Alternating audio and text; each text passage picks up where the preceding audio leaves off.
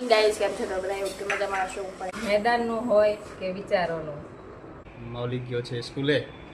જમવા બેસી ગયા છીએ અને આજે જમવામાં બહુ ડિલિશિયસ જો કાલે તો મમ્મીએ વાળ કપાયા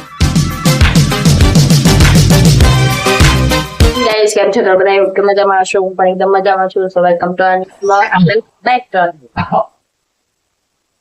વેલકમ બેક અને વેલકમ થોડા બહુ બડા કે સુબહ સુબહ તો ચલો તો મમ્મી આપણે ગુડ મોર્નિંગ, જય શ્રી કૃષ્ણ. આજની શરૂઆત કરીશું એક સરસ મજાના સુવિચાર. યપ આજનો સુવિચાર છે યુદ્ધ મેદાનનું હોય કે વિચારોનું, માણસ ગવાયા વિના ઘડાતો નથી. યસ જિંદગીમાં તમારો પહેલો વિચારમાં સમજમાં આવે ચલો અને આપણે એક શ્લોક કહીશું.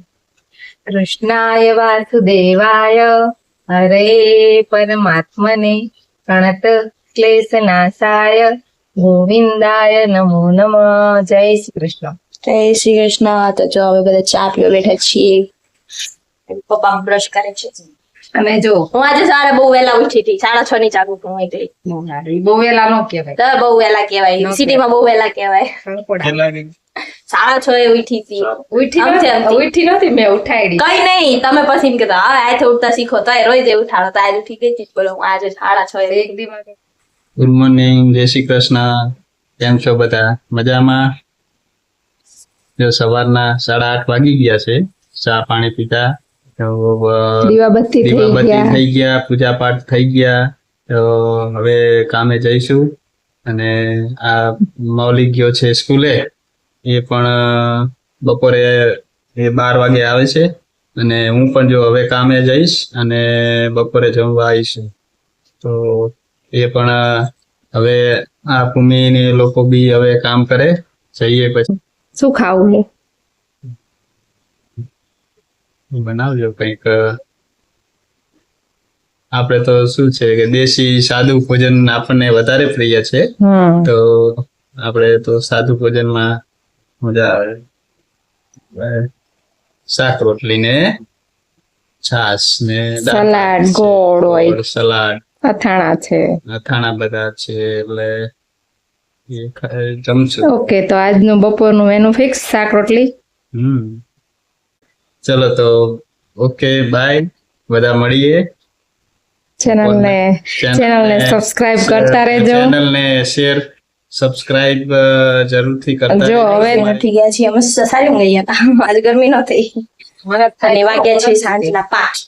મમ્મી નથી વાળ ખુલ્લા રાખીને શું ફેશન શો કરો અને જો કાલે તો મમ્મીએ વાળ કપાયા થોડા કેમ કે નીચેથી બહુ રફ થઈ ગયા હતા અને કટ નીચેથી થોડા કટ કરી દે ને તો શું વ્યવસ્થિત લાગે થોડુંક નીચે પૂછડી અરે નખરા તૂટે વાળ એટલે નીચેથી ડાયરેક્ટ આમ કરીને ખાવાનું ગઈ કે હલકો થઈ ગયું છે આખા વાળ ઉતરતા હતા એટલે કંટાળીને છેવટે વાળ કપાવી દેવામાં આવ્યા. બેસ્ટ વે હે તમારે સ્ટાઇલ ચેન્જ કરવાની, હેર સ્ટાઇલ ચેન્જ કરવાની. પણ શું હેરસ્ટાઇલ ચેન્જ? પોની ટેલ વાળવાની, ક્યારેક ખુલ્લા રાખવાના ને ક્યારેક બંધ વાળી દેવાનો, પછી ક્યારેક હાફ પોની હે એવી રીતે લઈ લેવાનું. આમ નડવા નો જોઈએ વાળ, નડવા નો જોઈએ. નો મન બીજી કોઈ થેરેપી નથી આપણી પાસે.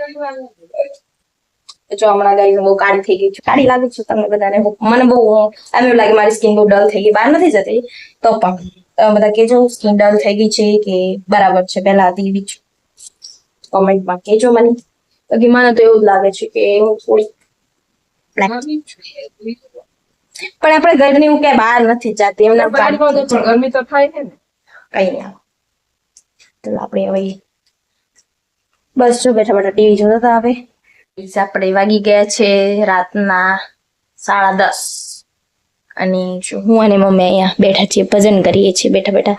જો બહાર બહુ ગરમી થઈ તો ફટાફટ અત્યારે એસીમાં આયા. હજી અત્યારે જ આયા. હજી પથારી બધાએ કરી. જો બધાના ગોદડા આવી ગયા.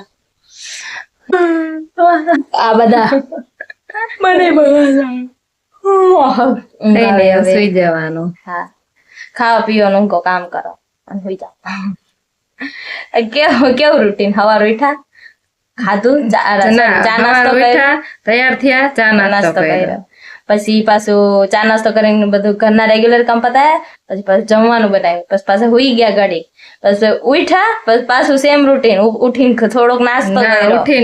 ઉઠીને પેલા આપણે મેં ચણા ખાધા ને તે હા, એ જ તે નાસ્તો નાસ્તો કર્યો કર્યો. ને પછી હે તે કપડા લીધા, કપડા વાળ્યા, પછી ઈ જ ને, પછી પાછું કામ કર્યું રેગ્યુલર કામ, પછી પાછું ખાવાનું બન્યું, પછી પાછું ખાધું ને પછી હવે પાછા હુઈ જઈશ.